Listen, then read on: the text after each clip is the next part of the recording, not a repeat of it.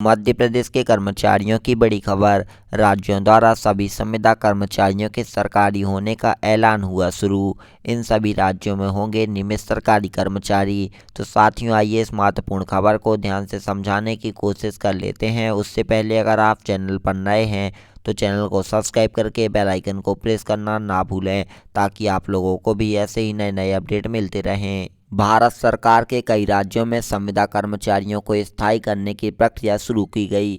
यह कदम लाखों संविदा कर्मचारियों के लिए बड़ी राहत लेकर आया है, जो लंबे समय से अपनी नौकरी की सुरक्षा और बेहतर सुविधाओं की मांग कर रहे थे।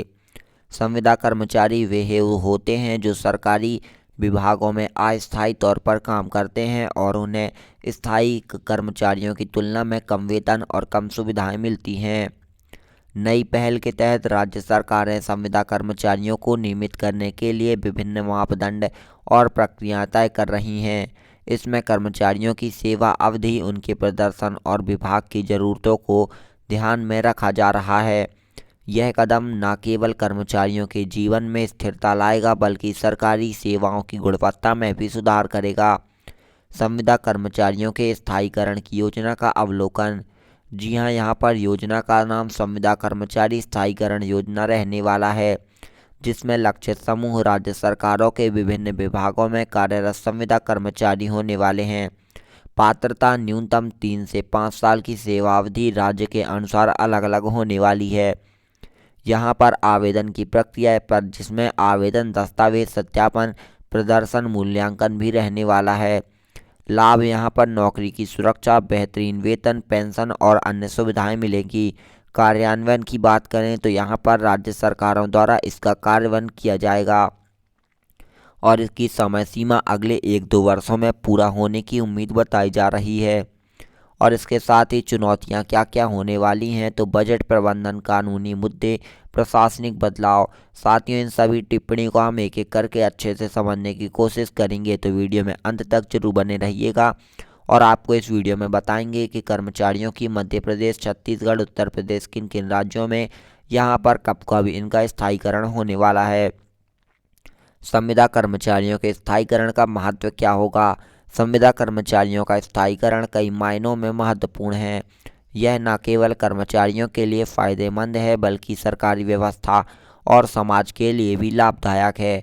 कर्मचारियों के लिए क्या लाभ होने वाले हैं, तो साथियों, यहाँ पर कर्मचारियों के लाभ की बात करें तो उनकी नौकरी की सुरक्षा हो जाएगी, जिससे कि वे यहाँ पर स्थायीकरण से कर्मचारियों को लंबे समय तक रोजगार की गारंटी मिलेगी।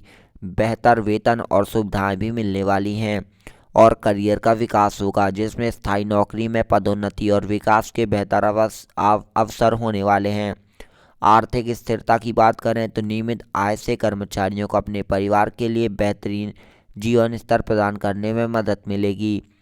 सरकारी व्यवस्था के लिए फ़ायदे क्या क्या होने वाले हैं, जिसमें बेहतरीन कार्य प्रदर्शन, अनुभव, कर्मचारियों का रिटेंशन और यहाँ पर इसके साथ ही प्रशासनिक स्थिरता, सेवाओं की गुणवत्ता में सुधार होगा, जिसमें स्थायी कर्मचारियों के अनुभव और प्रतिबद्धता से सेवाओं की गुणवत्ता बेहतर होगी। राज्यवार स्थायीकरण की प्रक्रिया। जी हाँ, विभिन्न राज्यों ने अपने अपने तरीके से संविदा कर्मचारियों के स्थायीकरण की प्रक्रिया शुरू कर दी है। आइए आप लोगों को मध्य प्रदेश के कर्मचारियों के स्थायीकरण की सुविधा योजना बताते हैं। मध्य प्रदेश में स्थायीकरण की योजना। जी हाँ, मध्य प्रदेश सरकार ने भी संविदा कर्मचारियों के स्थायीकरण की घोषणा की है। यहाँ भी प्रक्रिया कुछ इस प्रकार है। लक्षित समूह लगभग 2.5 लाख संविदा कर्मचारी इस योजना से लाभान्वित होंगे। पात्रता मापदंड 5 साल या उससे अधिक की सेवा अवधि वाले कर्मचारी पात्र होंगे। वेतनमान स्थायी होने पर कर्मचारियों को 7वें वेतन आयोग के अनुसार वेतन मिलेगा। विभागवार प्रक्रिया। हर विभाग अपने स्तर पर स्थायीकरण की प्रक्रिया को अंजाम देगा। साथियों, स्थायीकरण प्रक्रिया के चुनौती और समाधान।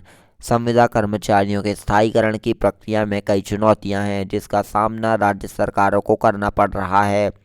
इन चुनौतियों और उनके संभावित प्रावधानों पर एक नज़र डालते हैं।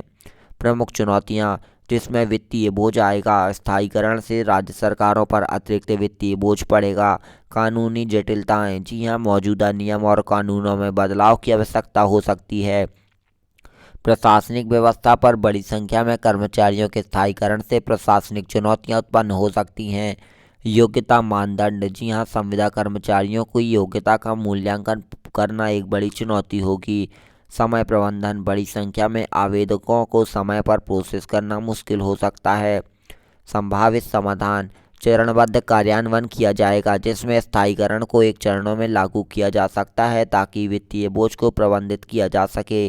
कानूनी सलाह। विशेषज्ञों की सलाह लेकर कानूनी जटिलताओं को दूर किया जा सकता है। Digital platform. जी हाँ, ऑनलाइन आवेदन और प्रोसेसिंग सिस्टम से प्रशासनिक कार्य को आसान बनाया जा सकेगा। स्पष्ट मानदंड। योग्यता और प्रदर्शन के लिए स्पष्ट और पारदर्शी मानदंड तय किए जा सकते हैं। समय सीमा का भी निर्धारण। जी हाँ, हर चरण के लिए स्पष्ट समय सीमा तय की जा सकती है। अब आप लोगों को बताते हैं कि स्थायीकरण के क्या क्या प्रभाव रहने वाले हैं। संविदा कर्मचारियों के स्थायीकरण का व्यापक प्रभाव पड़ेगा। यह न केवल कर्मचारियों के जीवन को बदलेगा बल्कि सरकारी सेवा और समाज पर भी इसका असर दिखेगा। तो साथियों, यहाँ पर आप लोगों ने देखा कि जो संविदा कर्मचारी हैं, मध्य प्रदेश सरकार और उत्तर प्रदेश सरकार, छत्तीसगढ़ सरकार, हम कहें तो लगभग सभी सरकारें संविदा कर्मचारियों को नियमित करने की यहाँ पर योजना बना रही है और धीरे धीरे करके सभी संविदा कर्मचारियों को 1 या 2 साल के अंदर अंदर नियमित कर दिया जाएगा। या फिर हो सकता है कि मोहन सरकार इसको लेकर भी कोई नई पहल जारी करे जिसमें संविदा कर्मचारियों को नियमित किया जा सके। तो साथियों, आई होप आप लोगों को समस्त जानकारी समझ में आई होगी एवं पसंद आई होगी।